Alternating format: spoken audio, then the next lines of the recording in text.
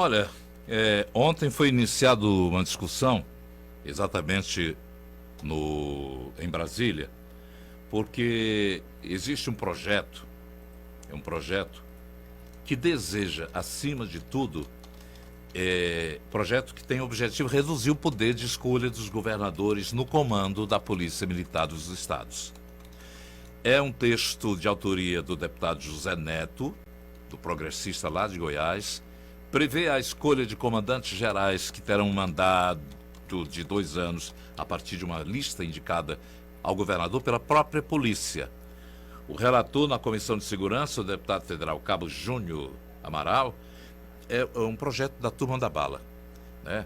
Afirmou que a ideia é reduzir a influência política dos governadores, mantendo a conexão do comandante com a tropa e com a segurança pública. Para conversar, para falar um pouco aqui conosco hoje sobre esse assunto, nós convidamos o advogado e coronel da Reserva do Exército, Valmir Medeiros, grande amigo daqui do nosso programa e da gente, e é sempre bom contar com a sua participação nessas ocasiões. Bom dia, coronel. Bom dia, Nonato, meu amigo. Prazer falar com você. Saudade do nosso papo. Das últimas vezes você estava de férias, mas é sempre bom contar com a sua condução aí, sempre inteligente, sempre ponderada. Eu já gostaria de saber qual a sua opinião a respeito desse projeto de lei. O senhor é favorável? Nonato, veja bem. Eu sou favorável a alguns pontos, apesar de achar que algumas coisas não são muito indicadas. Por exemplo, a indicação de comandante partindo da PM, eu não vejo que isso aí resolva todos os problemas, porque nós acabamos de ver agora a indicação de ministros para o STJ, para o Supremo, ou desembargadores para o Tribunal. Aqui para o Tribunal é o governador que escolhe, né? Para o STJ, para o Supremo é o presidente. As pressões são imensas e as pessoas fingem, né? As pessoas fingem para agradar a quem indica, fingem para agradar a quem faz a sabatina. Então nós vemos que quem é candidato a ministro Supremo vai lá e engana o Senado. Quem é candidato aqui para o Tribunal de Justiça vai lá e engana a Assembleia. E depois faz uma coisa totalmente diferente. E aqui no Brasil funciona desse jeito, né? Mas grande parte do projeto eu vejo como favorável por alguns motivos que não tem a ver exatamente com o projeto.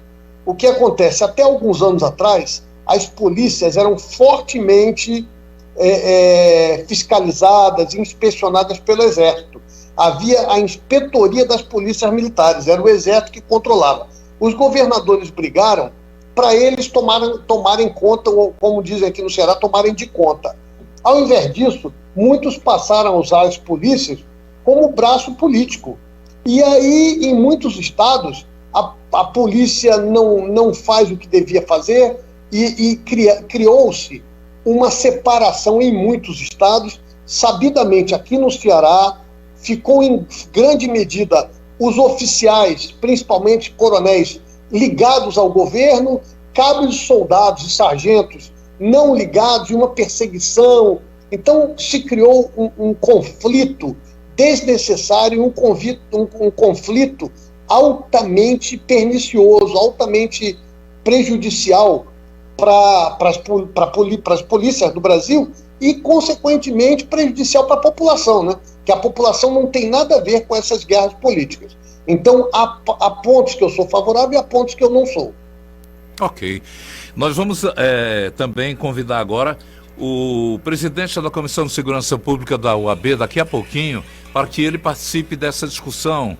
Estamos tentando um contato junto com o Cláudio Justa, ele é integrante, ex-conselheiro do Conselho Penitenciário, integrante do Conselho Penitenciário do Estado, para ele também dar a avaliação. Enquanto isso, essa autonomia daria vantagem, por exemplo, ao sistema de segurança? No caso, por exemplo, os comandantes serem indicados pela própria tropa, pelo próprio comando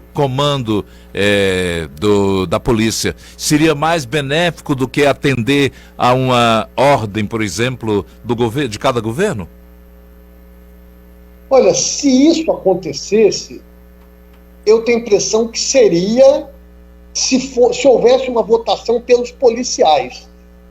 Mas também não é garantia de que a coisa vá ser melhor, não. Porque nós vemos que no Brasil a democracia é claudicante, né? Muitas vezes a gente acha que o voto resolve todos os problemas. E nós somos campeões em nos enganar, em escolher pessoas sem caráter, em escolher bandidos. Então, o fato de votar não resolve tudo. Mas eu tenho a impressão que é uma indicação de que melhoraria. Agora, o que eu entendo que antes disso, e aí pouca gente fala, nós teríamos de mudar a forma como se trata a polícia no Brasil, né? E isso é que tem que ser visto, que não se ataca. Hoje no Brasil as polícias são atacadas. Você vê, existe uma discussão agora sobre colocação de câmeras nas fardas, né, com os policiais. E aí diz, não, aí vai diminuir a violência dos policiais. Ninguém diz que vai diminuir a violência que os policiais sofrem. Vai diminuir as mentiras contra os policiais, que muitas vezes é o que acontece, e os policiais no Brasil são tratados como responsáveis pela insegurança, e não são. Totalmente diferente, por exemplo, do que acontece nos Estados Unidos, onde os policiais são idolatrados. No Brasil, eu digo sempre, Nonato, que os policiais são tratados como eram tratados os feitores de escravos. Os feitores, eles batiam nos escravos. Quando os escravos tinham apanhado muito, eles eram levados para a senzala, aí os donos amarravam os feitores. E aí os feitores é que iam apanhar. Primeiro eles eram treinados para bater, e depois eles é que apanhavam. Infelizmente, as polícias militares no Brasil sofrem esse mal, apanham tremendamente dos governantes. E os governantes não dão os direitos, não dão direitos sociais, não dão direitos individuais, né? Os direitos fundamentais do artigo 5º, normalmente são negados aos policiais. Era isso que tinha que ser visto antes. Mas, claro, o projeto aí caminha um pouco, mas não resolve os problemas e longe de resolver, né? Mas se forem ouvir, qual é a ideia? Que os policiais escolheriam 3, esses 3 seriam submetidos ao governador. E o governador pode escolher o terceiro mais votado. De repente alguém tem 10 votos, o outro teve 5 mil. E o governador pode escolher o que teve 10 votos. Ele não é obrigado, não é democracia direta. Como as escolhas para os tribunais não são democracia direta, né? Entendeu? Então existe esse outro lado da coisa. Deixa eu só dizer uma coisa, Nonato. Você falou que eu sou também integrante da Comissão de Segurança Pública da OAB, junto com o Cláudio Justa, meu grande amigo, uma pessoa balizada, uma pessoa sensata, e vai ajudar muito no debate. Ah, que bom. Estamos só aguardando aqui a conexão com a internet, com a imagem dele, a participação, e já ele adentra. Tem gente interessada em saber como é que se daria, haveria o quê? Há uma indicação de uma lista tríplice que vai ser formada por votação de todos os membros da ativa das polícias militares. É o que designa o projeto. É um formato que já existe em outras instituições, como indicação para reitor, do Ministério Público também, se não me falha a memória, você pode até me corrigir, coronel. Exatamente. É um indicativo também. O propósito é diminuir a influência política da seguinte forma. Olha a explicação do relator. Às vezes, o governador é eleito e com autonomia para escolher um nome, ele vai lá, pensa alguém do seu grupo político. E muitas vezes um grupo que não está realmente atento à seriedade do processo militar. Aconteceu isso em Minas Gerais, como ele cita aqui. São pessoas que não têm conexão com a segurança pública de fato e que muitas vezes ultrapassam outros colegas que são mais antigos e mais competentes. É levada em conta a questão da competência, então? Se o senhor considera? Olha, o que deveria acontecer deveria ser isso. Mas também os subordinados, né, os tenentes, capitães, sargentos, cabos, soldados votando, também não é certeza de que eles escolherão o mais competente. De repente eles podem escolher o que é mais amigo, o que tem o que tem mais ligação com eles, o que é mais simpático, o que é mais carismático. E nós cansamos de nos enganar quanto a isso. Muitas vezes se escolhe um, escolhe um que não é simpático e vai ser ele que vai resolver os problemas. E às vezes se escolhe um, não, esse aí é bom, é amigo de todo mundo, e ele não vai conseguir resolver os problemas, vai criar problemas, até porque é uma coisa, Nonato, que acontece muito, quando você dá poder, de repente esse policial, esse coronel da polícia, ele vinha sendo um cara bacana, quando dizem que ele é o comandante geral, tem gente que muda de um jeito e deixa a arrogância tomar conta. Às vezes você jura que a pessoa vai ser uma pessoa sensata e quando dá poder para ela, ela muda totalmente. Você só sabe isso no momento que a pessoa assume o poder que ela tem.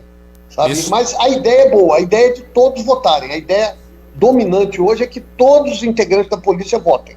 Essa questão de poder e a pessoa absorver a vantagem, o ego, inflar, não é só no setor de militar, não. É qualquer atividade pública, não é isso? Em particular, quando se dá uma função a alguém que era sempre modesto, tranquilo, a pessoa transtorna-se, vira outra. Mas deixa eu adentrar aqui a nossa conversa, a nossa discussão, com a presença do Cláudio Justa, presidente da Comissão de Segurança Pública da OAB, que o senhor também integra. Cláudio, muito bom dia, seja bem-vindo aqui, juntamente com o Coronel Valmir Medeiros, para essa discussão. Bom dia, Nonato. Mais uma vez um prazer participar aqui do seu programa e, sobretudo, hoje na companhia do meu colega, integrante da comissão também de segurança pública, discutindo assim aspectos, visões sobre uma questão tão relevante como essa. Esse é o momento propício para se discutir a interferência na indicação dos comandos militares, Cláudio? Olha, é uma questão que a gente precisa compreender muito bem, inclusive do ponto de vista constitucional. Dr. Valmir conhece muito bem a Constituição, é constitucionalista, um advogado criminalista com ótima formação constitucional, e ele sabe que a questão da subordinação do comando militar à chefia do executivo é um dos princípios constitucionais. Então, quando se ventila a possibilidade de que o comando, vamos dizer assim, da corporação militar, seja algo que não passe mais pela gerência do executivo ou do chefe do executivo, é algo que, a princípio, nós temos aí uma dificuldade de reconhecer a coerência dentro da ordem constitucional. Esse é um primeiro ponto. Independentemente de como isso vai se operar logisticamente, como é que vai ser a operação dessa autonomia. Entende? Mas ela já parte de uma, vamos dizer, de uma inconsistência constitucional. Aqui eu estava vendo aqui opiniões a favor e contra. Aqui há alguém dizendo que vai limitar o poder dos governadores sobre as PMs. Os defensores dizem que reduziria as influências políticas nas atividades de segurança. Mas há quem considere que isso dá muita liberdade para as corporações. De que forma, Coronel Valmir, da autonomia?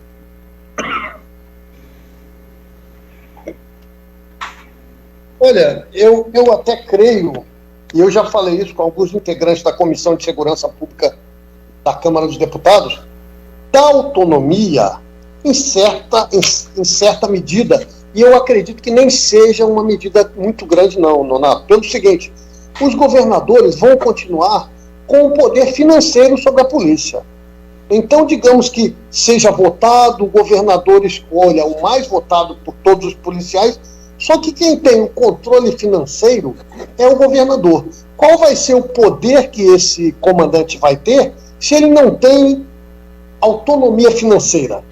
Ele não é responsável pelo orçamento da polícia. Então, se o governador quiser tirar muito recurso da PM, deixar a polícia militar à míngua, esse comandante pode ser o homem mais competente do mundo, muito bem intencionado, ele não vai conseguir fazer nada. Então, essa tirada de poder é muito subjetiva, né? Eu não sei em que medida isso vai acontecer. A ideia é boa, mas deixando o controle financeiro com o governador continua muito parecido com o que é hoje. Deixa eu perguntar, Cláudio. Você concorda, Cláudio? Inclusive, quando se fala em autonomia, né, de determinados segmentos vinculados ao poder administrativo do Estado, né, como é o caso, por exemplo, do Ministério Público, que tem plena autonomia, você tem algumas autarquias que os indivíduos, como a própria universidade, eles são eleitos, eles são detentores de mandato e realmente não há uma interferência do governador diretamente, do chefe do executivo, na atividade específica daquele órgão. E o aporte financeiro ele está assegurado independentemente, né? Uma das características da autonomia é exatamente orçamento próprio. Então, assim, se configurado a autonomia nos termos, por exemplo, que tem as autarquias, aí realmente, no âmbito da polícia, que pressupõe uma subordinação ao comandante em chefe, que é o governador do estado, ou no âmbito federal, ao presidente da República, eu penso que isso cria uma situação anômala do ponto de vista, aí retorno, constitucional. Ou seja, porque a polícia, as forças de segurança, né, seja no âmbito federal como no âmbito estadual, elas têm como princípio, como pressuposto, a subordinação ao comandante em chefe. Então, realmente, eu entendo, né, e aí essa discussão pode ser mais ampla, podemos avançar, inclusive na comissão, vamos discutir essa temática, né, Valmir? Vamos aprimorar isso, colocar uma posição da OAB em relação a isso, mas eu vejo, a princípio, Iago, e que estou falando de modo próprio, né, não estou falando como representante. Sou representante, mas não estou aqui emitindo o parecer da OAB. A princípio, entendo que é algo que desafia o comando constitucional, a princípio. Então, qualquer lei nesse sentido pode ser questionada constitucionalmente. A sua constitucionalidade poderá ser questionada. Muito bem, dá para entender então.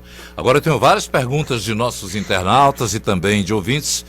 Yuri, por gentileza, vamos fazê-las. Nonato, tem comentário aqui do Alexandre, ele acredita que o projeto, ele é contra, pois ele acredita que o projeto pode dificultar o controle dos comandantes sobre as tropas, já que os soldados vão se tornar eleitores desse comandante. Então ele acha que o comandante não teria moral de rebater... Mas a lista tríplice é formada pela oficialidade, não é pelos soldados que vão votar, não. Tá aí, Alexandre, Nonato já tá... Mas é porque acabei de ler aqui o projeto. Outra participação. Eldo Santos, ele concorda com o projeto porque tira a interferência política dos governos. Vandenberg está comentando, dizendo que é contra porque isso é uma tentativa de criar uma milícia federalizada. E aí o Paulo pergunta também, né, se o governo federal que teria o controle aí das polícias. Pronto. Embora desmentido pelo autor do projeto, há quem considere essa questão que o Paulo levantou, que esse projeto vá propor transferir o poder de escolha dos governadores para o presidente da República. Vocês têm alguma informação sobre isso, tanto o coronel Valmir quanto o Cláudio? Não, isso aí está sendo discutido na comissão, Nonato, e não se sabe que rumo vai tomar, porque cada um tem uma opinião. Mas não é a ideia da maioria da Comissão de Segurança Pública da Câmara dos Deputados, não é a ideia, até porque não se sabe, neste momento, quem vai assumir a presidência do Brasil. Então teve gente, isso aí é um projeto do Bolsonaro para ele assumir. Só que pode ser que o Bolsonaro continue como presidente, pode ser que não.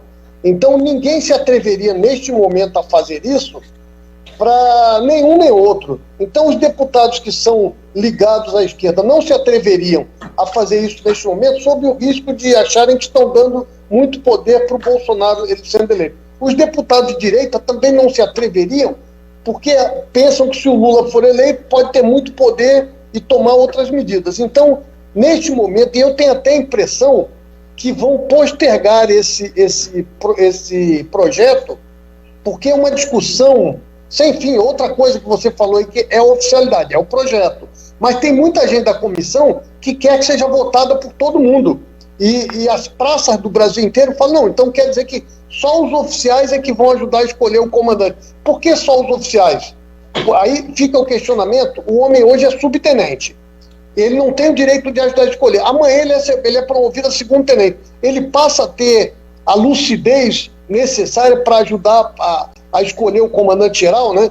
Então é uma coisa muito subjetiva e não se sabe como vão ser conduzidas essas votações na Câmara dos Deputados. Cláudio Justa, por sua opinião. Não, uma coisa que é importante entender é que a corporação militar ela é sui generis. Então ela não segue, por exemplo, né, o modelo das organizações civis. Por exemplo, você não pode adotar o mesmo critério para uma corporação que está baseada exatamente na hierarquia, na subordinação de comando, do mesmo modo que se adota, por exemplo, para uma universidade. Então, assim, admitir que um comandante seja eleito pelos seus subordinados, né, ou mesmo pelos seus pares, né, é alguma coisa que escapa à lógica, né, o modelo que a Constituição pensou para o funcionamento das forças de segurança. Essa autonomia, eu pergunto, do comandante, vamos supor aqui, da Polícia Militar, qual é a vantagem efetiva? Qual é a vantagem efetiva dele ser autônomo ou, como é atualmente, subordinado ao secretário de Segurança Pública, ao governador do Estado? Assim, eu preciso entender qual é a finalidade. Isso aqui ainda não ficou claro. Qual é a finalidade de avanço do ponto de vista da gestão operacional das polícias? Qual é? Isso vai criar que tipo de eficácia maior na operação própria do policiamento, vamos dizer assim, da polícia militar? E que vantagem isso atrai? Qual é a natureza dessa vantagem em prol da sociedade? Você ainda não consigo visualizar. Eu vou pedir um intervalinho de um minutinho, 1 minuto e meio, para que a gente possa dar conta aqui dos nossos patrocinadores, mas já deixo no ar uma questão que está sendo levantada. Pelo que a gente nota, as propostas enfraquecem o controle do Executivo sobre as forças de segurança e ampliariam a autonomia administrativa, financeira e até funcional no caso da Polícia Militar, embora até agora eu tenha ouvido apenas que o poder financeiro vai continuar com o Estado. Na opinião de especialistas em segurança, os projetos representam um golpe em andamento e abrem a possibilidade de uma ruptura institucional. Cláudio ainda citou aí uma questão da inconstitucionalidade, provavelmente seja nesse sentido. Já quero ouvir a opinião dos senhores a respeito dessas citações. 10h27 agora. Nós estamos de volta com o debate desta quarta-feira. Conosco estão o Coronel Valmir Medeiros e Cláudio Justa, integrantes da Comissão de Segurança Pública. O Cláudio é o presidente da Segurança Pública da UAB. E eu deixei no ar aqui uma indagação muito forte, que as propostas da discussão de retirar o poder de mando e comando dos governos dos estados da polícias militares, segundo a opinião de especialistas em segurança, esse é um projeto que representa um golpe em andamento que abre a possibilidade de uma ruptura institucional. Entre elas, é bom dizer, Cláudio e Valmir, a criação, está lá no projeto, a criação na PM da patente de general, hoje exclusiva das Forças Armadas, também prevista a constituição de um Conselho Nacional de Polícia Civil ligado à União. Então, descentralizaria o poder dos estados e passaria à União. Vocês não concordam, não?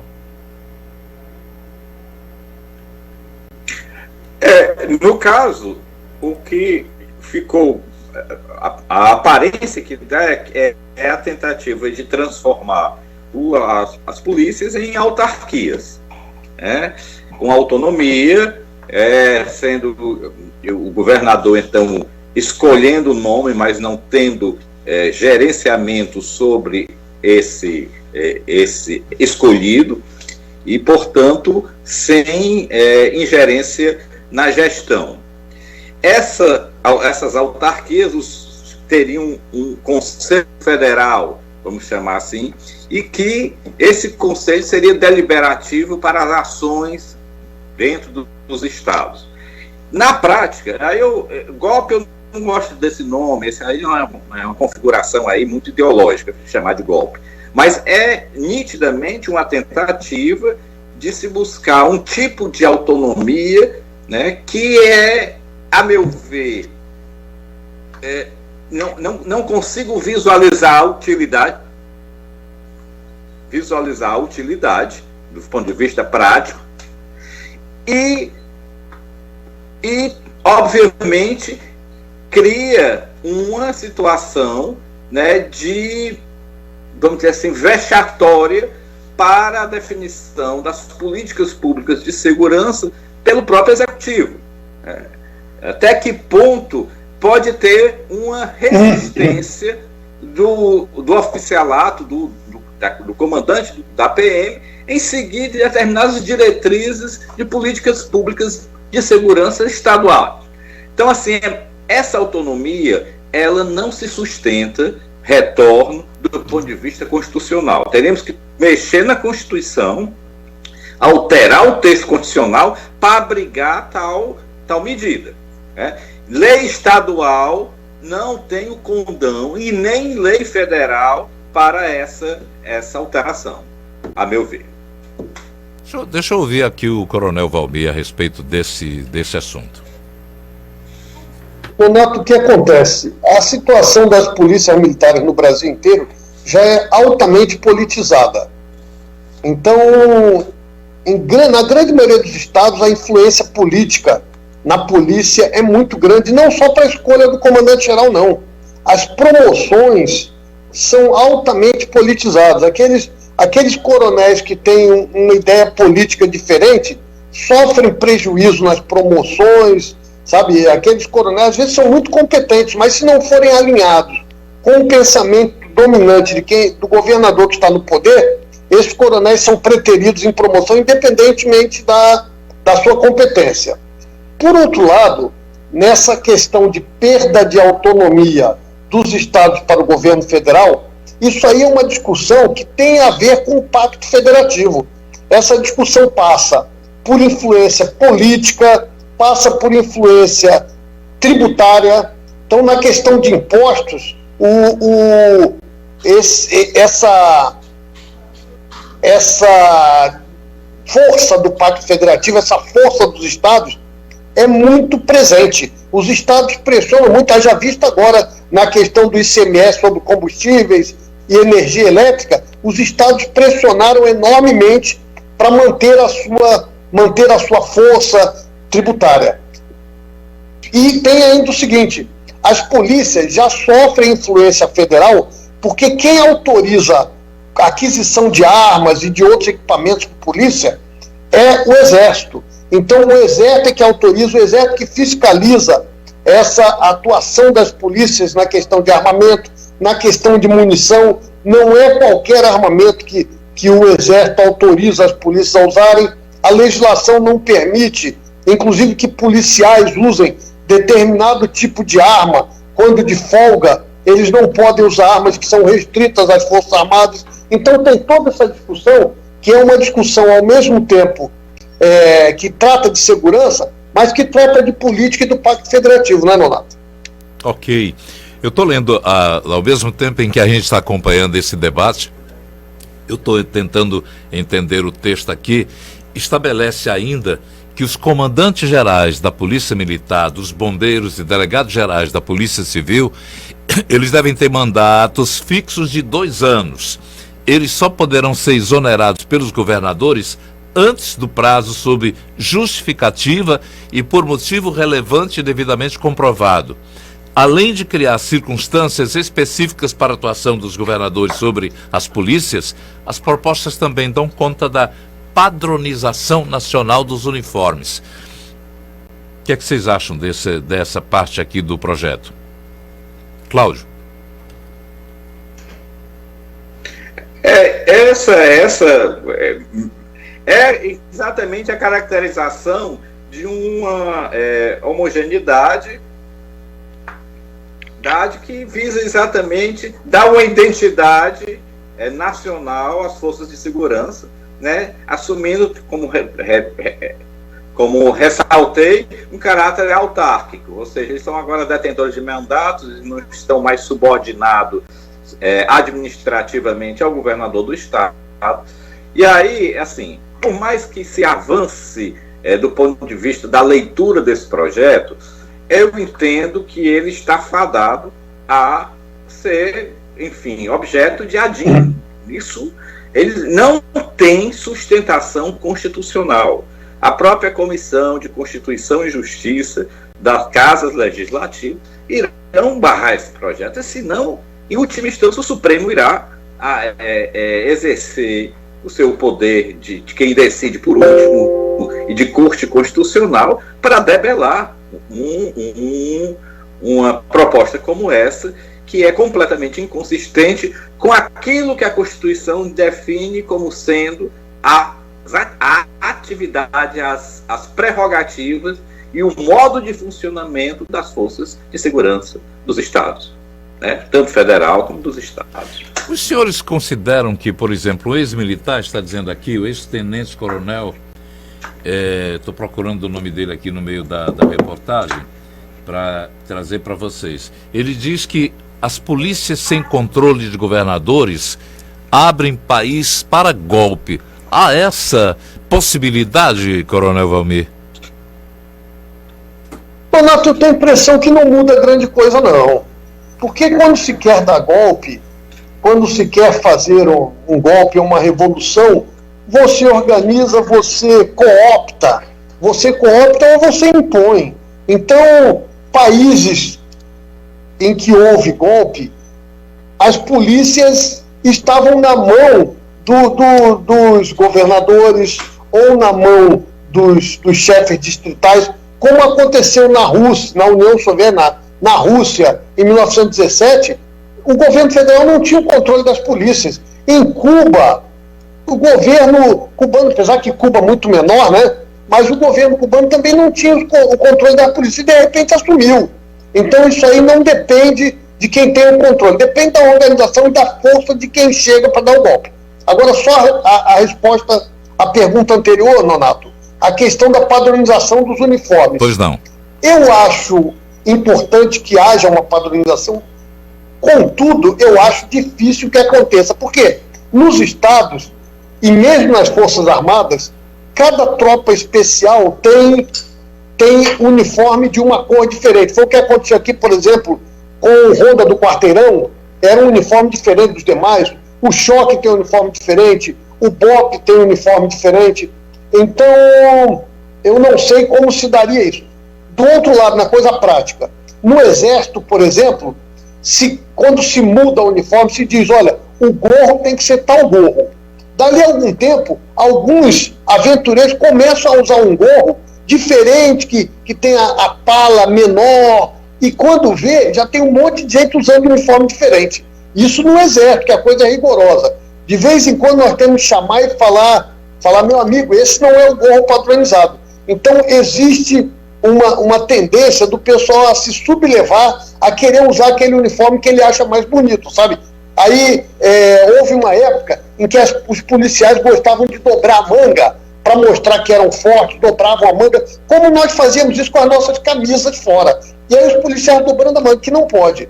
Então, é sempre uma complicação você padronizar num país das dimensões do Brasil e com a população que tem o Brasil, né, Nonato? Eu não sei se consegue fazer isso num curto prazo, não. Muito bem explicado aqui. Deixa eu pedir ao Cláudio, justo, a gente está encerrando, o tempo já está esgotando, mas eu queria ouvir dele. Um ouvinte diz: a concessão de maior autonomia às forças policiais pode ampliar o poder de letalidade e as possibilidades de abuso por parte da polícia sobre a população. Esse pensamento tem algum sentido, Cláudio? Teoricamente você tem um risco, no momento em que a questão de como vai ser a operação da atividade de ponta vai ser definida pela própria corporação e não pelo governo do Estado, né, e não pela política de segurança pública do governo do Estado. Por exemplo, nós temos uma questão que hoje está sendo discutida, sobretudo do Estado de São Paulo, que é o uso de câmeras nos uniformes, microcâmeras nos uniformes. Ora, isso passa a ser uma definição do governador do Estado. No entanto, se você tem uma autonomia, a corporação que vai decidir como é que vai operar na ponta, como é que vai ser o tipo de uniforme, o tipo de controle que será exercido para o policial de ponta. Certamente isso pode sim, não estou dizendo que é um fator determinante, mas sim é possível que você tenha um aumento de ações, vamos dizer assim, abusivas, né, da abordagem policial, com eventualmente consequência em aumento de letalidade. Esse é um risco, sim, também que temos que considerar. Ok. Muito obrigado aos senhores, tanto Cláudio quanto o Coronel Valmir, pela discussão de um assunto pertinente que nesse momento abriga a Comissão de Justiça da Câmara e que pode chegar a plenário para discussão entre deputados e também do Congresso Nacional em si. Um grande abraço, muito obrigado, a gente aprende muito com vocês. Obrigado. Nonato, muito obrigado, é sempre um prazer, estamos sempre à disposição. Agora são 10h40. Um abraço, Cláudio, um abraço, Coronel. 10h44.